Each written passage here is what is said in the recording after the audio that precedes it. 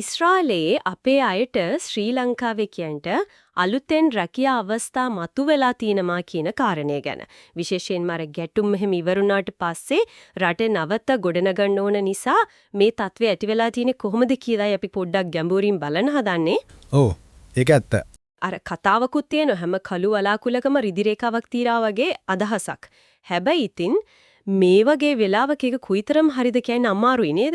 මොකද එක පැත්තකින් හොඳ පඩියක් එක්ක ජොබ්ස් තියෙනවා කියනවා අනික් පැත්තෙන් අර මිසයිල් ප්‍රහාරය එහෙම ඒ කියන්නේ බරපතල අවදානමකුත් තියෙනවා කියලා කියනවා. ඔව් ඒක තමයි ද්විත්ව ස්වභාවය. අපි මේ බලන්නේ ඊශ්‍රායලයේ ඉන්න අපේ තානාපතිතුමා නිමල් බණ්ඩාර මහත්මයා. එතුමා දීපු තොරතුරු ටික. එතුමාගේ ප්‍රකාශය තමයි මේකට පදනම. එතුමා කියන විදිහට මේ රැකියා අවස්ථාවෙන් මතුවෙන්න ප්‍රධානම හේතුව අර යුද්ධෙන් වෙච්ච විනාශය. ඒ කියන්නේ යටිතල පහසුකම් එහෙම ගොඩක් විනාශ වෙලා, ඒකින් ඒව හදන්න ඒකට ලොකු අවශ්‍යතාවයක් ඉවිල්ලා තියෙනවා. ඒ කියන්නේ ඉදිකිරීම පැත්තට. හරියටම. ඉදිකිරීම ක්ෂේත්‍රයේ තමයිලු මේ රැකියා දහස් ගණනක්ම අලුතෙන් හැදෙන්න යන්නේ. දහස් ගණනක්. ඔව්. මේ කියන්නේ අර මේසන් වැඩ කරන අය, වෙල්ඩින් කාර්මිකයෝ, වඩු වැඩ දන්න අය, පේන්ටර්ස්ලා ඒ වගේ හැට තමයි ලොකු ඉල්ලුමක් එන්නේ. ඒ කියන්නේ ශිල්පීය දැනුම තියෙන අයට හොඳ අවස්ථාවක් වගේ. අනිවාර්යයෙන්ම මේ දහස් ගණනක් කියන එකේ ලොකු තීරමක් තියෙනවා. විශේෂයෙන්ම අපේ රටේ යන ශ්‍රමිකයන්ට මේක සැලකිය යුතු බලපෑමක් වෙන්න පුළුවන්.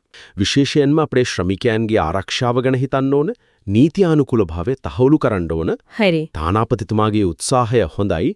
හැබැයි ඉතින් රජයේ ප්‍රතිපත්තිමය තීරණයක් ඕනේ මේක ඇත්තක් වෙන්න. ඒ කියන්නේ කලින් තිබ බාධක අයින් වෙයිද කියන එක තාම ප්‍රශ්නයක්. ඔව්. ඒ වගේම අර අවදානම ඒක කොච්චර දුරට සලකා බලනවද මේ අවසරය දෙනකොට කියන එකත් වැදගත්. ඇත්ත මොකද කොච්චර පඩි ලැබුණත් ජීවිතේ අනතුරේ දාගෙන යන එක ගැනත් වගකීමක් තියෙනව නේද? අනිවාර්යෙන්ම රජයට වගකීම තියෙනවා. එතකොට මෙතන පැහැදිලිවම පේනවා හොඳ පඩියක් ජොබ් එකක් කියන එක එක පැත්තකින් අනික් පැත්තෙන් අර භයානක තත්වය. ඔව් ඒක තමයි ගැටුම. වැඩ අර ගොඩනැගිලි හදන වැඩ හැම ඉක්මනට පටන් ගන්නවලු. ඔව් ඒකත් කියලා තියෙනවා. ඔව් ඇත්තමම. ඒක හිතන්න වටින කාරණයක්. එහෙනම් අදට මේ වීඩියෝ එක මෙතනින් අවසන් කරන්න. ආයෙත් වීඩියෝවක් රැගෙන එනකල් හැමෝම සතුටින් පරිස්සමින් ඉන්න. සුබ දවසක් ඔයාලා හැමෝටම.